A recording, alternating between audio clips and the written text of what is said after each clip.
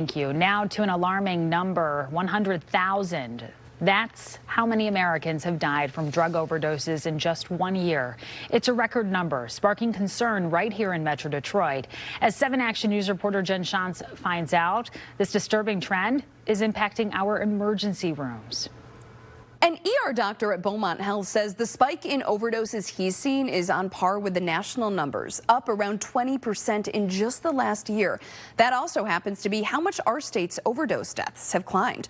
This coming as area hospitals are also stretched thin right now due to surging COVID cases. Across the health system, we've seen roughly 2,000 overdoses in the last 10 to 11 months. It's a mixture, Dr. Trevor Eckensweiler of Beaumont Troy says, of regular opiate users and those unaware of what they're actually taking. People can come in, think that they're at a party and they're taking cocaine or an amphetamine or something, and they don't know that it's actually laced with a very potent, powerful opiate. Fentanyl, a synthetic drug often mixed in with other opiates, can be lethal in small amounts and is hard to detect. It's become increasingly prevalent, available, inexpensive. More is coming in from China. Are you seeing more fentanyl on the street right now in Oakland County? Without question. Oakland County Jail is among the first in Michigan to try this. It's a vending machine which dispenses for free life-saving naloxone, commonly called Narcan, to inmates who are leaving. When they're in the jail, there's a program that we have called MAT, medically assisted treatment. But when they go back out, we want to send them out armed with the tool to maybe save a friend. Narcan's impact is something Sheriff Michael Bouchard sees on a daily basis.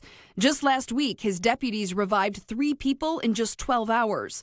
This program is possible through a partnership with Wayne State. While healthcare providers are concerned with this large jump in overdose numbers, worsening addictions are also a problem. We're seeing a lot of instances of individuals with worsening substance use disorders. What are you attributing that increase to? Probably a combination of things. I think certainly the pandemic and the stress related to the pandemic has a factor. Dr. Andrew King says the pandemic has exacerbated opioid abuse.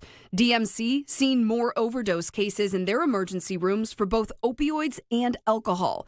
He says it's important for family of people battling addiction to understand just how powerful of a disease this is to fight. Time is not a luxury for patients, especially after an overdose. After a non-fatal overdose, if someone comes in and doesn't die, and we're able to bring them back, that their risk of death in the next year is about 5%, so 1 out of 20 people. And doctors say if you are an opioid user or if you know someone who is, you should have Narcan on hand. And remember, there is addiction help available. We've posted a list of resources on our website, WXYZ.com. I'm Jen Shantz for 7 Action.